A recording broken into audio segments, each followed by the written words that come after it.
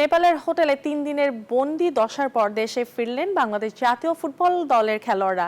বৃহস্পতিবার বাংলাদেশ বিমান বাহিনীর সহযোগিতায় বীর উত্তম একে খন্দকার বিমান ঘাঁটিতে অবতরণ করে তাদের বহনকারী বিশেষ বিমানটি। বাফুফের সভাপতি তাবিদ আওয়াল জানান, ফুটবলাররা মানসিকভাবে এখনো বিপর্যস্ত। এমন অবস্থা কাটাতে ব্যবস্থা নেবে ফেডারেশন।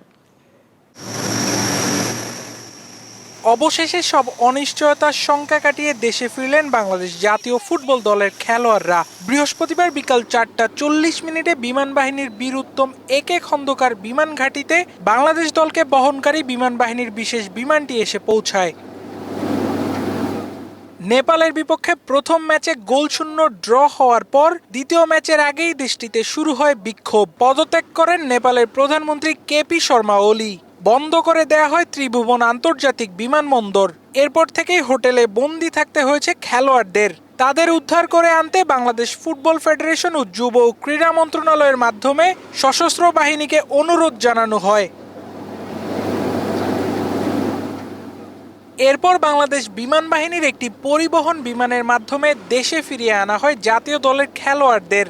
দেশে ফেরার পর এই মিশন নিয়ে কথা বলেন সশস্ত্র বাহিনী বিভাগের অপারেশনস ও পরিকল্পনা পরিদপ্তরের মহাপরিচালক ব্রিগেডিয়ার জেনারেল মোহাম্মদ আলিমুল আমিন। যুক্তরাষ্ট্রের ১ নম্বর জিম চেইন গোল্ড জিম এখন আবারও বাংলাদেশে। বসুন্ধরা আবাসিক এলাকা ও বসুন্ধরা সিটি শপিং মলে। নেপালে আটকে পড়া বাংলাদেশ ফুটবল দল ও ক্রীড়া সাংবাদিকগণকে নিরাপদে দেশে প্রত্যাবর্তন করানোর এই মিশনে আন্তরিক সহযোগিতার জন্য আমি প্রধান উপদেষ্টার কার্যালয়, পররাষ্ট্র মন্ত্রণালয়, যুব ও ক্রীড়া মন্ত্রণালয়, নেপালে অবস্থিত বাংলাদেশ হাই কমিশন এবং বাংলাদেশ ফুটবল ফেডারেশনকে সশস্ত্র বাহিনীর পক্ষ থেকে আমাদের আন্তরিক ধন্যবাদ ও কৃতজ্ঞতা জ্ঞাপন করছি। এ সময় বাফুফের সভাপতি তাবিদ আওয়াল ফুটবলারদের বিষয়ে বিস্তারিত জানান।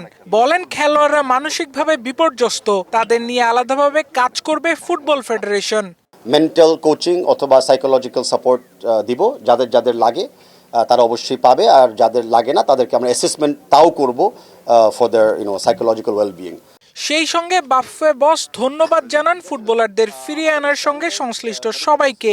কৃতজ্ঞতা জানাতে চাচ্ছি বাংলাদেশ এয়ারফোর্সকে, বিশেষ করে বাংলাদেশ মিলিটারিকে, স্পেসিফিকলি আর্মড ফোর্স ডিভিশনকে এরকমভাবে সাকসেসফুলি আমাদের স্ট্যান্ডার্ড প্লেয়ার, অফিসিয়ালস এবং মিডিয়া ভাই বোনদেরকে দেশে ফেরত আনার জন্য। ফুটবলার, কোচ, টিম অফিসিয়াল ও ডেলিগেট সহ মোট 38 এবং 16 ক্রীড়া সাংবাদিকের সঙ্গে এক ছাত্র সমন্বয়ক সহ দেশে ফিরেছেন মোট 55 জন। আবরার আল দাইয়ান, নিউজ 24, ঢাকা।